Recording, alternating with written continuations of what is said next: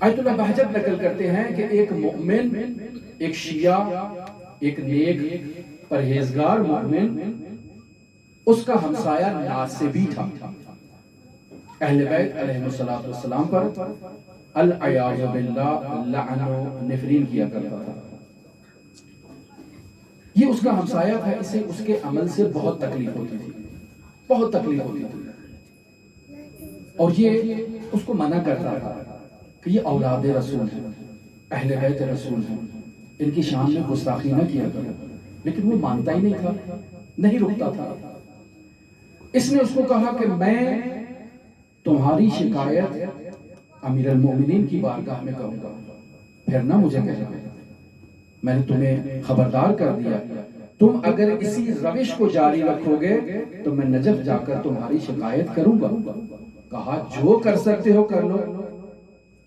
نہ تم میرا کچھ بگاڑ سکتے ہو، نہ وہ نجف والا میرا کچھ بگاڑ سکتا ہے۔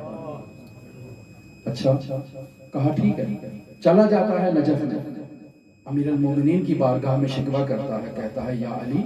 یہ کیسا ناصبی ہمسایہ مجھے مل گیا ہے کہ جو اس قدر نفرین کرتا ہے، اس قدر اذیت کرتا ہے، مجھ سے برداشت نہیں ہوتا،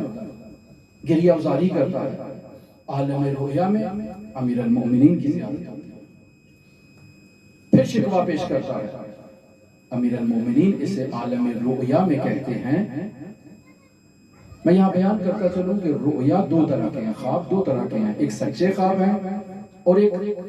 انسان کی زندگی کے عادی خواب ہیں جن کا حقیقت سے کوئی تعلق نہیں ہے۔ سچے خواب وہ ہوتے ہیں کہ جو کسی واقعیت پر دلالت کرتے ہیں، ایک خارج میں ایک حقیقت ہے، یہ انسان نے عالم رؤیا میں اس کو مشاہدہ کیا ہے، حقیقت خارج میں موجود ہے، چونکہ خارج میں حقیقت موجود ہے وہ حجت ہے، تو یہ رؤیا بھی حجت ہے اس خارج کی وجہ سے۔ تو یہ عالم رؤیا میں دیکھتا ہے کہ امیر المومنین اس کے پاس آتے ہیں اور اس کو صبر کی تلقین کرتے ہیں۔ یہ کہتا ہے مولا کیسے صبر کروں، وہ ناصبی ہے، آپ پر لعن و نفرین کرتا ہے، مجھ سے برداشت نہیں ہوتا۔ مولا کہتے ہیں اس کا میری گردن پر حق ہے، میں اسے کچھ نہیں کہہ سکتا۔ اچھا مولا کیا حق ہے آپ کا، مجھے حق بتائیں گے؟ کہا ٹھیک ہے وہ ناصبی ہے، لیکن ایک دن وہ مسیب میں بیٹھا ہوا تھا کہ جہاں دو دریا آپس میں دجلہ اور فرات ملتے ہیں، یہ وہاں بیٹھا ان دریاؤں کو مشاہدہ کر رہا تھا،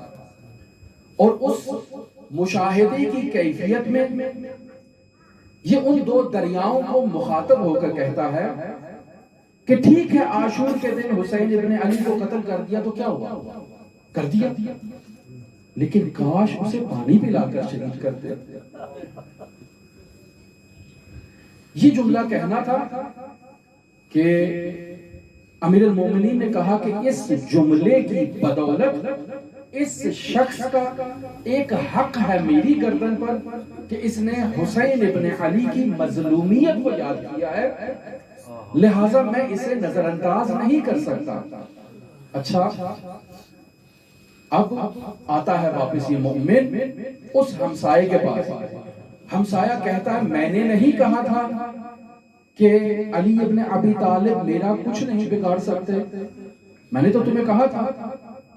کہا میں کیا تھا، میں نے شکایت بھی کی، لیکن تمہارا ایک احسان ہے علی کے اوپر، جس احسان کی خاطر علی تمہیں سزا نہیں دے رہے۔ پوچھتا ہے وہ احسان کیا ہے، سارا واقعہ اسے بتاتا ہے کہ تم نے مسیب میں اس طرح سے حسین ابن علی کی مظلومیت کو یاد کیا تھا۔ کہتا ہے اللہ کی قسم وہ میرے اور میرے خدا کے درمیان بات تھی، اس کو کوئی نہیں جانتا تھا،